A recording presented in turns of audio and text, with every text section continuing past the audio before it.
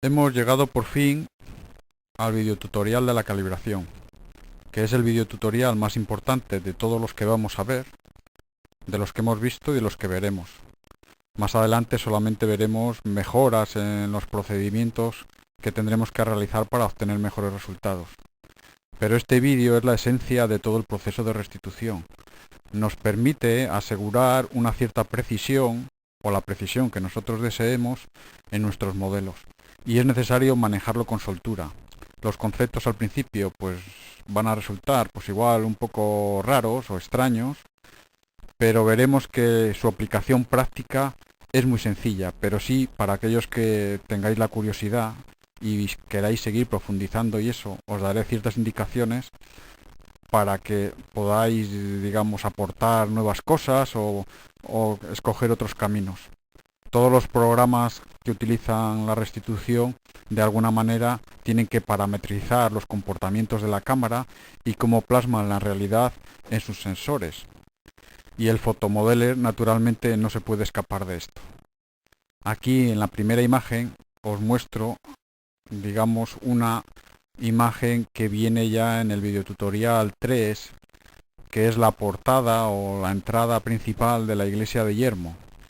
Y en él trato de mostrar cómo es la realidad, o sea, cómo es la fotografía que hemos obtenido con unas líneas maestras o unas líneas generales, que son las líneas en color verde, y unas líneas rojas que representan cómo debería de ser la fotografía. Esto de cómo debería de ser la fotografía es debido a que la cámara, en este caso una Canon 450D, deforma la realidad al tratar de meter la imagen en su sensor. Y esa deformación nosotros la podemos averiguar o la podemos extraer de alguna manera en este modelo del fotomodeler si consultamos la siguiente imagen, donde vemos esa misma fotografía idealizada. Ahora fijaros que nos ha cambiado las líneas verdes que corresponden, digamos, a la imagen obtenida y las líneas rojas que corresponden a la imagen idealizada. Es decir, que el fotomodeler, a través de sus ecuaciones, ha rectificado esa fotografía para aproximarla a lo que sería una fotografía que él llama ideal. Fijaros que hay una gran diferencia entre los bordes externos. Fijaros aquí, tenemos esta línea verde y esta línea roja que es la imagen rectificada. En las ventanas vemos que hay bastante deformación, al menos en esta de la izquierda, y en la derecha pues hay un poco menos. A medida que nos aproximamos al centro, la deformación disminuye. En una cámara tenemos principalmente dos tipos de deformaciones, o son las que el fotomodeler y otros programas asumen y tratan de corregir por defecto, que es la deformación de la lente es curva, y esa curvatura introduce, al meter los rayos visuales de los objetos reales en el sensor, les introduce una corrección, o coloca, digamos, esas visuales en un lugar que no le correspondería, si se hiciese perfecto. Y por otra parte hay una diferencia entre el eje óptico de las lentes que conforman el objetivo de la cámara y lo que debería ser el eje real. Y esas dos deformaciones que se plasman en dos ecuaciones, que las veremos un poco más adelante, es lo que todos los programas de calibración tratan de corregir. Naturalmente cualquiera, imaginaros, esta es la imagen anterior, fijaos en las dos imágenes. Esta es la imagen idealizada y esta es la imagen que toma la cámara. Las líneas rojas y verdes corresponden una a la imagen tomada y otra a la imagen deformada. Fijaros cómo se deforma la fotografía en el centro, en una especie de cuádrica, y cómo a medida que nos alejamos del centro la deformación es todavía mucho mayor. De ahí eso que hemos comentado ya alguna vez, que cuando restituimos tenemos que dejar un pequeño passepartout en el borde de toda la fotografía, porque es donde se producen las mayores deformaciones y donde se producen los mayores errores en la restitución.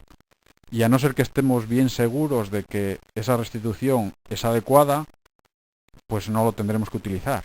Después ya con un poco de experiencia seremos capaces de evaluar si la restitución es buena, menos buena o la tenemos que desechar y no utilizar esos puntos.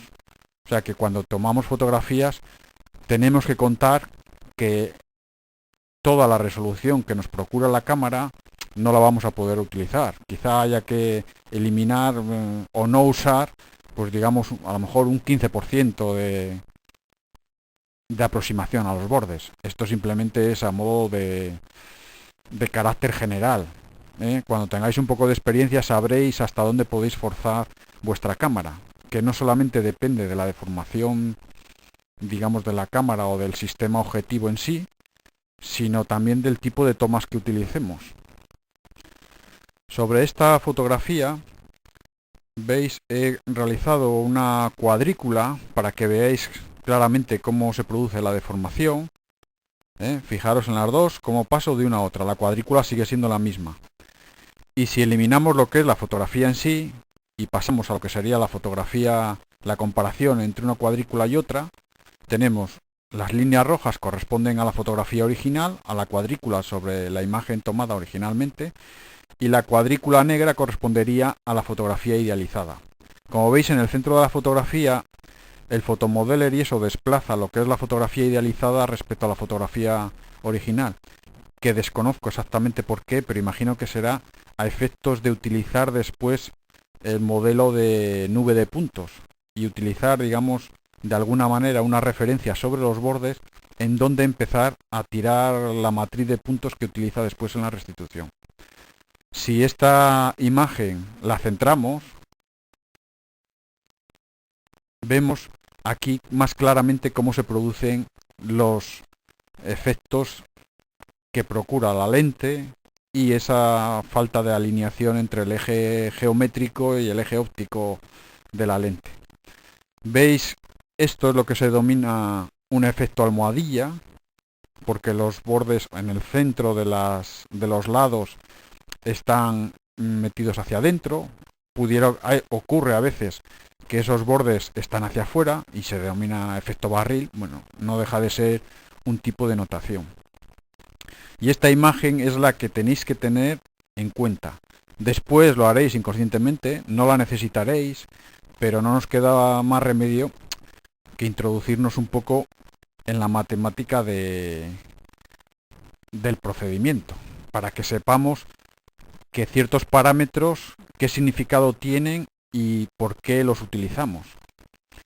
El Photomodeler y otros programas utilizan unos modelos generales de deformación, esas dos partes que os he dicho, que es la corrección del eje óptico y la corrección de la distorsión radial, que ellos consideran que es simétrica, es decir, que un punto simétrico respecto al centro de la imagen pues tiene la misma deformación, es decir, que en el mismo radio, en un lugar determinado, el del otro lado pues tiene la misma deformación, y esa deformación se corrige en el primer término de la ecuación, bueno, exactamente en el segundo término de la ecuación. Las ecuaciones que rigen estas conversiones son dos, una para el eje X y otra para el eje Y. Los puntos tienen coordenadas X, Y, os he puesto aquí un punto genérico X, Y, que está a un radio determinado del centro de la lente o del centro de ese eje real, y cada componente X, o sea, cada punto en su componente X, para averiguar exactamente dónde debería de estar, utiliza esta ecuación, la ecuación superior. La ecuación superior tiene tres términos. El primero, naturalmente, parte del punto original, después efectúa una corrección de ese punto con un polinomio de sexto grado, con tres coeficientes, K1, K2 y K3, que eso ya lo veremos en el Photomodeler. No es magia, simplemente son unos coeficientes. Y la distorsión, bueno, la diferencia entre el eje óptico y el eje que debería ser geométrico, eso lo corrige en este segundo término con otros dos